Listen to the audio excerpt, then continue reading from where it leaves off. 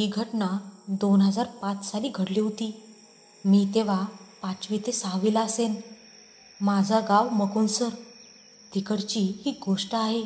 मी आणि माझे कुटुंब आम्ही सर्व माझ्या आत्याच्या घरी म्हणजेच पालघरला सत्यनारायणाच्या पूजेला गेलो होतो. पालघर साधारण मुकुंदसरपासून 12 ते 15 किलोमीटर लांब आहे. आम्ही मुकुंदसरला जायला एक टमटम पकडली. आमचं पूर्ण कुटुंब त्या टमटममध्ये होतं. येताना साधारण 11:30 ते 12 वाजले होते. मी ड्रायव्हरच्या बाजूला पप्पांच्या मांडीवर बसलो होतो आणि माझा भाऊ खिडकीजवळ बसलेला. त्याला टमटममध्ये बसायला अडचण होत होती म्हणून त्याने एक पाय खिडकीच्या बाहेर टाकून तो बसला होता. पालघरवरून येताना मकुंदसरच्या आधी केळवे असं म्हणून एक गाव लागतं. त्या गावात वस्ती तशी कमी आहे. समुद्रकिनारी ते गाव आहे. येताना रस्त्याच्या बाजूला एक पाण्याची टाकी आहे. आम्ही येत होतो तेव्हा मी जरा झोपेतच होतो पण डोळे उघडे होते. टाकीच्या जवळ आम्ही पोहोचलो तेव्हा त्या टाकीच्या खाली एक बाई तिच्या मुलाला घेऊन उभी होती. तिचे केस तिच्या पायापर्यंत येत होते. पांढऱ्या साडीत ती तिच्या लहान मुलाला घेऊन उभी होती. ड्रायव्हरही मकुंदसरचाच. त्याने तिला बघितलं आणि त्याने लगेचच गाडीचा वेग वाढवला. आम्ही घरी येऊन लगेचच झोपलो. दुसऱ्या दिवशी माझा लहान भाऊ येऊन मला म्हणाला, तुला माहिती आहे का काल रात्री त्या सचिनबरोबर काय झालं? मी म्हणालो नाही. मग त्याने सांगितलं, अरे आपल्या मागून तो सचिन येत होता ना, त्याला रस्त्यात एका टाकीजवळ एक बाई दिसली. पांढरी साडी, पायापर्यंत तिचे केस होते. तिच्या लहान मुलासोबत ती उभी होती. तिने याची जीभ बघून याला हात दाखवला. याने याची जीभ थांबवली. ती म्हणाली, मुकुंदसरला सोडता का? एवढ्या रात्री ही बाई पोराला घेऊन एकटीच उभी म्हणून सचिनने तिला लिफ्ट दिली आणि हा निघाला मकुंदसरला यायला. आपलं गाव सुरू होताना जे ब्रह्मदेवाचं मंदिर लागतं ना, तिथे आल्यावर याचं लक्ष मागे गेलं तर ती बाई पोरासकट गायबच ना जीपमधून. हा जाम घाबरला. 110च्या स्पीडने त्याने जीप पळवली. गावात आला आणि गावातल्या माणसांना हा सर्व प्रकार सांगितला. तेव्हा कोणीतरी आजोबा त्याला म्हणाले, एका बाईने आपल्या पोटच्या पोराला घेऊन काही वर्षांपूर्वी त्या टाकीत आत्महत्या केलेली. तेव्हापासून ती दर अमावस्येला कुणाला न कुणाला तरी दिसते. हे ऐकून सचिन एवढा घाबरला की त्याला ताप भरला. रात्रभर तो तापाने फणफणत होता आणि आज सकाळीच त्याचा मृत्यू झाला. मी हे ऐकून खूप घाबरलो आणि पुढे जे भावाने सांगितलं ते ऐकून तर अजूनच जास्त. अरे तेव्हा आपण येत होतो ना, त्या रात्री मी एक पाय खिडकीच्या बाहेर टाकून बसलो होतो. रस्त्याच्या बाजूला एक पाण्याची टाकी होती वाटतं. तिथे चालत्या टमटममधून कोणीतरी माझा पाय खेचत होतं पण ड्रायव्हरने स्पीड लगेचच वाढवला म्हणून मी वाचलो, नाहीतर पडलोच असतो खाली. माझ्या भावासोबत घडलेली ही घटना मात्र आम्ही घरच्यांपासून लपवून ठेवली. तो किस्सा आठवला की अजूनही माझ्या अंगावर काटा येतो.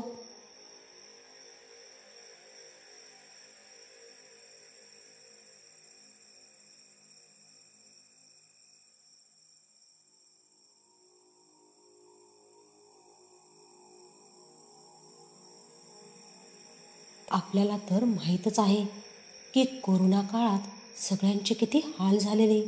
जशा कोरोना केसेस कमी होऊन नुकतीच अनलॉकिंगची प्रक्रिया सुरू झाली तसं जीवन पुन्हा पूर्ववत सुरळीत चालू व्हायची चिन्ह दिसत होती. जवळजवळ 7 ते 8 महिन्यांच्या मोठ्या बंदिवासानंतर बाहेर कुठे मनसोक्त फिरण्याचा योग चालून आलेला. ही संधी दौडून चालणार नव्हती. आम्ही सगळेजण मिळून बाहेर जायचा प्लॅन करत होतो आणि अखेर एक दिवस ठरलाच. त्या दिवसात मुख्यतः दिव्यागर व कोकणातील खूप सारे बीच पर्यटन दृष्टीने खूप प्रसिद्ध झाले होते. आमच्या जवळपास असा आम्ही न बघितलेला दिव्यागर बीच होता. आपणही इकडेच प्लॅन बनवायला हवं असं आम्ही सगळ्यांनी ठरवलं. मी, माझी मोठी ताई, तिचा नवरा, आम्ही त्यांना भाऊ म्हणत असू, आणि माझी छोटी ताई असेच 4 शनिवारी सकाळी जाऊन रविवारी घरी, असा 2 दिवसांचा बेत ठरला. खरं तर शनिवार आणि रविवार हे 2 दिवस दिव्यागरला राहून रविवारी संध्याकाळी घरी यायचं असं ठरलेलं. पण पुरेसा वेळ मिळाल्याने प्लॅनमध्ये थोडा बदल झाला व दिव्यागरसोबत जवळ असलेला हरिहरेश्वर मंदिर आणि बीचसुद्धा बघण्याचं ठरलं. शनिवारी दिव्यागर मनसोक्त फिरून रविवारी सकाळी हरिहरेश्वरला निघायचं होतं. पण काही कारणास्तव थोडा उशीर झाला. मग दुपारचं जेवण करूनच हरिहरेश्वरला जायला निघालो. वास्तविक हे अंतर 1.5 तासांचं आहे. आम्हाला पोहोचायला चांगलीच संध्याकाळ झालेली. सुरुवातीला रविवारी संध्याकाळी घरी येण्याच्या बेतात होतो. पण आता रविवारच्या संध्याकाळी आम्ही अजून हरिहरेश्वरलाच होतो. पण एवढ्यातही निभावलं नाही. हरिहरेश्वरला दर्शनासाठीची गर्दी, त्यात खरेदी, या सर्वांमध्ये आमचा आता चांगलाच वेळ गेलेला. एव्हाना रात्रीचे 9 वाजत आलेले. आता लवकर घरी निघायलाच हवं. घरी कळवलं तेव्हा तिकडून देखील बराच ओरडा मिळाला. वास्तविक पाहता आम्ही दिव्यागरवरून हरेश्वरला यायला श्रीवर्धन रोडने आलेलो. पण आता जाताना हा रस्ता खूपच दूरचा झाला असता. आता हरिहरेश्वरपासून पनवेलला जाण्यास 2 रस्ते होते. एक म्हणजे माणगाव मार्गे, जिकडून आम्ही जाणार होतो, आणि दुसरा रोहा घाट मार्गे. आम्ही इकडूनच जेवून निघायचं असं ठरवलं. ह्याला 2 कारणं होती. एक म्हणजे पुढे हॉटेल मिळेल की नाही याचा भरोसा नाही, आणि दुसरं म्हणजे एकदा जेवून घेतलं की सलग कुठेही न थांबता जाता येईल. रात्रीचं जेवण करून साधारण 10च्या सुमारास आम्ही घरी जायला निघालो. तसं हरिहरेश्वर ते पनवेल असा 4 तासांचा एकूण प्रवास होता. पण मध्ये ट्रॅफिक वगैरेमुळे आम्ही 5 तास लागतील असं पकडून चालत होतो. आम्ही म्हसळा माणगाव मार्गे जाणार होतो. तो रस्ता देखील सोयीचा होता. गाडी मीच चालवत होतो. बाजूला भाऊ आणि पाठीमागे दोघी ताई. ताईने आधीच गाडी हळू चालवण्याबाबत बजावलं होतं. मी देखील नॉर्मल स्पीडवर कोणतीही घाई न करता गाडी चालवत होतो. तासाभरात आम्ही म्हसळला पोहोचलो. पण म्हसळच्या टी पॉईंटला पोलिसांची नाकाबंदी दिसली. आधी तर आम्ही चक्रावूनच गेलो, कारण ज्या रस्त्याने आम्हाला जायचं होतं नेमकं तिथेच पोलिसांनी नाकाबंदी केलेली. जवळ जाऊन नक्की काय प्रॉब्लेम आहे हे त्यांना विचारल्यावर त्यांनी सांगितलं की ह्या रस्त्यावर पुढे एक ट्रक आणि एका बसचा मोठा अपघात झाला आहे. परिणामी इकडून मुंबईला जाणाऱ्या सर्व गाड्या रोहा रोडने पाठवण्यात आल्या आहेत. तुम्हालाही तेथूनच जावे लागेल. झालं कल्याण. आधीच जायला इतका उशीर झालेला, त्यात आता ह्या चांगल्या रस्त्यावर अपघात. रोहा रोड देखील चांगलाच होता, पण तो रस्ता पडला घाटमार्ग, आणि रात्रीच्या प्रहरी घाटमार्गे जाणे हे मला पटणारे नव्हते. गेली 6 वर्ष मला ड्रायव्हिंगचा अनुभव होता, आणि ह्या वर्षांमध्ये एक अनुभवी ड्रायव्हर म्हणून मी सुद्धा कधी रात्री अपरात्री ड्रायव्हिंग करण्याची जोखीम उचलली नव्हती. पण आता देवयोगाने नशिबात पहिल्यांदाच ही वेळ आलेली. मी त्वरित मॅप चेंज केला आणि रोहा रोडला गाडी वळवली. कोणाच्याच मोबाईलला नेटवर्क नव्हतं, पण नशीब बलवत्तर म्हणून मी ऑफलाईन मॅप घरातून निघतानाच डाउनलोड केलेला. म्हसळा रोडच्या सर्व गाड्या ह्या रोह्याच्या रस्त्याने वळवल्यामुळे थोडीफार रहदारी होती, पण थोडाच वेळ.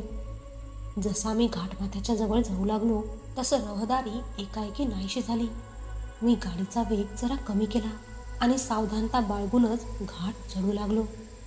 घाटात गाड्यांची रहदारी नसल्यामुळे गाडी चालवायला एवढे कष्ट पडत नव्हते. एव्हाना रात्रीचे 1 वाजत आलेले. गाडी वळणांमागून वळणे घेत होती. समोरचा रस्ता काळोखाच्या अजगर विळख्यात गुडूप झालेला. गाडीच्या हेडलाईटचा प्रकाश देखील दूरपर्यंत पोहोचत नव्हता. पण मनात भीती आणून स्वतःच मनोधैर्य खचवण्यात अर्थ नव्हता. गाडीमध्ये कोणीच झोपले नव्हते. जेव्हा माणूस त्याचे सामान्य आयुष्य जगत असतो तेव्हा त्याला 1000 चुका करण्याची जणू मुभा असते, कारण त्या चुकांनी त्याचं तेवढं नुकसान होत नाही. हा निसर्ग नियम आहे की आणखीन काही देव जाणे. पण जेव्हा तोच मनुष्य अडचणीत असतो, सर्व बाजूने खचलेला असतो किंवा निरुपाय असतो, तेव्हा त्याने केलेली एक छोटी चूकसुद्धा त्याच्या विनाशाला कारणीभूत ठरत असते. ही म्हण माझ्यासाठी खरी ठरेल असे तेव्हा कधीच वाटले नव्हते. घाटाच्या वळणावर मी संथ गतीने गाडी चालवत होतो, पण जसा वळणाचा रस्ता संपून सरळ रस्ता लागला होता तेव्हाच मी ती छोटी चूक केली. मी गाडीचा वेग थोडा वाढवला, पण हा वेग मला फार काळ टिकून नाही ठेवता आला. कारण जसा मी गाडीचा वेग वाढवला तसं एकाएकी अचानकच गाडीच्या मध्ये बाजूच्या जंगलामधून एक प्राणी, माझ्या माहितीप्रमाणे एक माकडच आमच्या गाडीच्या मध्ये आला. गाडी वेगाने असल्याकारणाने मला अर्जंट ब्रेक मारणे भाग होते. ते माकड गाडीच्या इतके जवळ आलेले की मला गिअर कमी करून ब्रेक मारण्या एवढा पण वेळ मिळाला नाही आणि मी गिअर कमी न करताच ब्रेक मारला आणि जे नको व्हायला हवं होतं तेच झालं. गाडी भर रस्त्यात बंद पडली. त्या माकडाला काही झालं नाही. ते बाजूच्या जंगलात जाऊन दिसेनासं झालं. जशी गाडी बंद पडली तसं पहिल्यांदाच त्या रस्त्याचा थलकापणा जाणवला. समोरचा रस्ता जो अजूनपर्यंत गाडीच्या हेडलाईटमुळे तग धरून राहिलेला, तो देखील एखाद्या उंदराला अजगराने गिळंकृत करावा तसा त्या अंधारामध्ये गुडूप झाला. मनाची भीती मनामध्येच ठेवली. गाडीमध्ये कोणताही फॉल्ट नव्हता. कुठे दूरच्या प्रवासाला जाताना मी नेहमी गाडीची नियमित सर्व्हिसिंग करून घेतो. ह्यावेळी देखील 3 दिवसांआधीच सर्व्हिसिंग करून आणलेली. खूप प्रयत्न केले पण सगळे अयशस्वी. ताईंना चिंता वाटू लागली. बॅटरीचा काहीतरी प्रॉब्लेम असू शकतो. मी बाकीच्यांना बोललो की तुम्ही गाडीतच बसा, मी उतरून बघतो की काय प्रॉब्लेम झालाय ते. मी मोबाईलची टॉर्च चालू करून खाली उतरलो. माझ्यासोबत भाऊ पण उतरले. त्यांनी टॉर्च धरली आणि मी गाडीचं बोनेट उघडून पाहू लागलो. गाडी बंद पडून पुन्हा चालू झाली नाही म्हणून जेवढा आश्चर्यचकित झालो नव्हतो तेवढं बोनेट उघडून झालेलो, कारण गाडीमध्ये कोणत्याही प्रकारचा प्रॉब्लेम नव्हता. मग गाडी बंद पडण्याचं काहीच कारण नाही. मी बोनेट बंद करून गाडीत बसलो आणि पुन्हा गाडी चालू करण्याचा प्रयत्न केला, पण ह्यावेळी मात्र करंट देखील पास नाही झाला. डोक्याचा नुसता संताप होत होता. पण तितक्यातच मला आठवलं की कधीकधी बोनेटच्या कार्बोरेटरमध्ये पाणी न टाकल्यामुळे देखील असा प्रॉब्लेम होतो. मी गाडीमध्ये पाणी शोधायला लागलो. एक बाटली होती पण ती पुरेशी नव्हती. अशा घाटमार्गी थांबून कोणती गाडी येण्याची वाट पाहण्यात मूर्खपणा होता. मी भाऊंना ताईजवळ थांबून स्वतः कुठे पाणी मिळते का ते पाहायला गेलो. सोबत 2 बाटल्या घेतल्या. जंगल बाहेरून जसं वाटत होतं तसंच आतमधूनही होतं. एकदम घनदाट. रातकिड्यांची किरकिर आणि माझ्याच पायाखाली चिरडल्या जाणाऱ्या सुक्या पानांच्या आवाजाखेरीज अजून कोणताही आवाज तिथे नव्हता. मी लगबगीने कुठे कोणतं घर किंवा तलाव दिसते का हे बघायला लागलो. नशिबाने मला काही अंतरावर एक छोटं तळं दिसलं. मी मनोमनी खुश झालो. 2 बाटल्या भरून त्यात पाणी घेतलं आणि परतीच्या वाटेला जाणारच होतो की तळ्याच्या काठी एक झोपडी वजा घर दिसले. बाहेर एक छोटा बल्ब लावलेला, त्यामुळेच ते घर माझ्या नजरेपासून लपू शकले नाही. त्या बल्बच्याच प्रकाशात मला त्या घरात एक पुसटशी हालचाल दिसली. एवढ्या घनदाट जंगलात एकाएकी असे हे घर मनाला काही पटत नव्हते. पण मनात त्याचवेळी अजून एक विचार थैमान घालत होता. जर ह्या पाण्यानेही गाडी चालू नाही झाली तर, जर कदाचित ह्या घरात आजची रात्र आसरा घ्यावा लागला तर. अशा आडमार्गी जंगलात थांबणे म्हणजे स्वतःच्या मृत्यूचे आमंत्रण स्वतःहूनच देणे. पण त्या एकाकी घरात कोण आहेत हे पाहण्याचा मोह मला त्यावेळी आवरला नाही आणि लागलीच मी त्या घराकडे वळलो. झोपडी वजा असे ते एक रूमचे घर होते. वरती पत्र्याचा छप्पर, समोर जुना लाकडी दरवाजा आणि त्याच्या डाव्या बाजूला लोखंडी गजाची खिडकी. दरवाजा लावला होता पण खिडकी थोडीफार उघडी होती. मी खिडकीतून आतमध्ये कोणाला काही कळणार नाही इतक्या सावकाश आणि सावधपणे डोकावून बघितलं. जसं आतमधील दृश्य बघितलं तसं 1 नाही 2 नाही, तब्बल 5 सेकंद माझ्या काळजाचे ठोके चुकले. माझ्या आयुष्यातलं सगळ्यात भयानक दृश्य. इतकं की माझी किंचाळी निघाल्या वाचून राहिली नाही. आतमध्ये एक साधारण माझ्यापेक्षाही उंच, जवळजवळ 8 फूट उंचीची बाई पूर्ण केस मोकळे सोडून जमिनीवर बसली होती. तिची उंची कशी कळाली? ती समोर पाय सोडून बसलेली, तरी पूर्ण घर तिच्या पायाने व्यापलेलं आणि तिचे पाय थेट समोरच्या जळत्या चुलीत भाजून निघत होते. जशी माझी किंचाळी निघाली तसं तिची क्रोधाने भरलेली नजर माझ्यावर रोखली गेली. आता तिथे थांबून स्वतःच्या मृत्यूला आमंत्रण देण्यात काही अर्थ नव्हता. मी तसाच मागे वळलो आणि जीव मुठीत धरून धावायला लागलो. धावण्याची शक्ती माझ्यात उरली नव्हती. डोळ्यातून पाणी यायला लागलेले, तरी वाट सुटेल तिकडे धावत होतो. हृदय तर केव्हाच बंद पडायला आलं होतं. जेव्हा मी धावता धावता एकदाच मागे वळून बघितलं, ती दरवाजा तोडून मोठी किंचाळी देत 4 पायांवर एखाद्या प्राण्यासारखी माझा पाठलाग करायला लागली. माझ्या पायातले त्राण निघून जायची वेळ. देवाचं नाव घ्यायला तोंड जसं काय मुक असल्यासारखं ततपप करत होतं. त्यावेळी माझ्या पळण्याचा वेग किती असेल देव जाणे, कारण देवच माझा त्यावेळी तारणहार होता. आज ज्या हरिहरेश्वराच्या मंदिरात पाया पडून आलेलो, तोच शंकर देव माझ्या मदतीला आला असेल. धावता धावता मला समोरचा मुख्य रस्ता आणि त्याला लागून असलेली आमची गाडी दिसली. गाडी दिसल्यावर मला अजूनच चेव चढला. मी पटकन रस्त्यावर आलो. सगळे माझीच वाट बघत होते. एव्हाना आमच्या गाडीच्या बरोबरीला अजून एक गाडी आलेली. मला असं घाबरून वाघपाठी लागल्यासारखं पळताना पाहून त्यांनी असंख्य प्रश्न विचारले. मला ते प्रश्न आठवत नाहीत. मनात अजून तीच भीती थैमान घालत होती. जे कोणी माझ्या मागून आलेले ते आता दिसेनासे झालेले. ताईने आधी मला पाणी दिले. 2 मिनिटं बसलो. तेव्हा कुठे जाऊन मी ह्या जगात आल्यासारखं आणि माझा पुनर्जन्म झाल्यासारखं भासलं. आमचे बाजूचे गाडीवाले सुद्धा आमच्या जवळ आले. भाऊंकडून कळालं की आपली गाडी बंद पडलेली, तेव्हा ही गाडी इकडून पास होत होती. मला जरा हायसं वाटल्यानंतर मी सुद्धा घडलेली हकीकत त्या सगळ्यांना ऐकवली. सगळ्यांचे चेहरे एकदम पिवळे पडल्यासारखे झाले आणि मी सुखरूप परत आलो म्हणून देवाचे आभार देखील मानले. माझी हकीकत ऐकून त्या गाडीमधले जोडपे म्हणाले, अशा घाटांवर खास करून रात्रीचे असे प्रसंग घडतात म्हणून आम्ही तुमच्या बरोबर थांबलो. मी आणलेले पाणी कार्बोरेटरमध्ये टाकून गाडी चालू केली. 2 ते 3 स्टार्टरच्या प्रयत्नांनी गाडी एकदाची चालू झाली. मी गाडी चालवायच्या मनस्थितीमध्ये नव्हतो. भाऊंनी हे ओळखले आणि पुढे घरी जाईपर्यंत त्यांनीच ड्राईव्ह करण्याचे ठरवले. आम्ही त्या बाजूच्या गाडीमधल्या जोडप्याचे आभार मानले.